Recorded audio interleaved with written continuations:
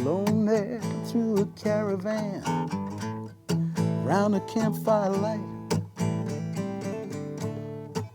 Lovely woman in motion. I'm John Oates, and these are the six who made me. If I'm starting out with the six who made me, I would have to say that right off the bat, it would be the guitar teacher I had in the mid-'60s in Philadelphia, Jerry Ricks. He later became known as Philadelphia Jerry Ricks and went on to record a number of amazing traditional blues type albums. He was a master of traditional styles and kind of the unofficial tour manager for a lot of the great folk and blues artists who were being rediscovered around that time. It's a big part of my DNA, my musical DNA. So I owe a lot to Jerry Ricks, and actually I have a painting of him over the top of my desk. Mississippi John Hurt is a huge influence on me. I loved his finger-picking style. I loved his sense of humor. I loved a lot of things about him. And I incorporate a lot of that stuff in some of the more the contemporary things that I write.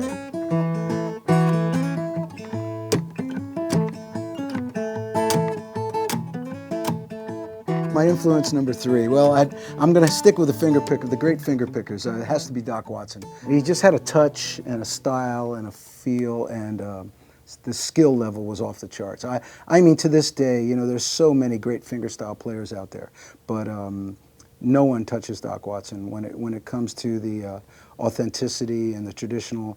You know, he used one finger. He picked with a thumb pick and one finger, similar to Merle Travis and Merle Travis style.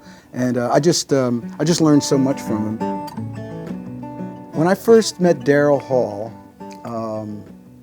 the Temptations we were both fans of the Temptations. One of the songs that they did was, they did some Antonio Carlos Jobim songs in their live nightclub act. And I think I kind of impressed Daryl a little bit by being able to play some Antonio Carlos Jobim stuff. I listened to those records as a kid, trying to figure out those amazing chord voicings and those incredible stylings of his. And I think he's one of the most innovative guitar players that's ever lived. And so I learned a lot of that stuff too, and a lot of that kind of segues into the pop songs and working with Daryl because of his piano playing. Daryl's piano playing is very unique, and I had to adapt my guitar style to his piano playing. So incorporating what Jobim did and the way Daryl voiced his chords on the piano was really, it was a big learning curve for me back in the beginning of our working together. And final influence, it would be Curtis Mayfield. Curtis Mayfield my mind was blown when I saw Curtis Mayfield and the Impressions back in the mid-'60s.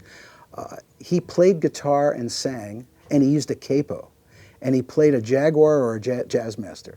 And it really impressed me because if you think about it, back in the day, R&B singers did not accompany themselves on instruments. If I played some of the songs that I wrote, basically ripping off Curtis Mayfield, I think I might get arrested, so I won't do that.